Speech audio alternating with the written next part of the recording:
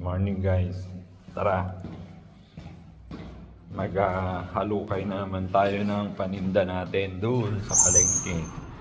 Baka sakali sa inumpisahan nating negosyo. Ukay, let's go para may padala sa Pinas.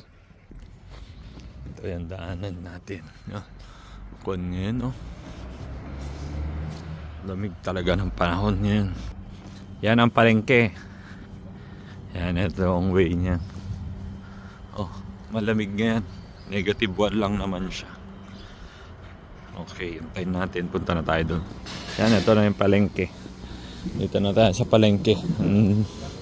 Umura niyan. Ang lalaki. Yellow pins. Yan, dito na. Kung may makita tayong mura. Parang walang mura ngayon . Anong maganda? Ayan, hanap tayo. Parang hindi ko alam kung saan naman maganda.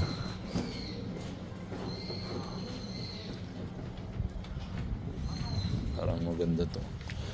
Leather shoes. Misha. Rockets. Adidas.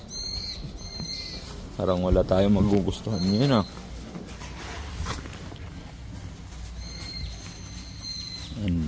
Ano?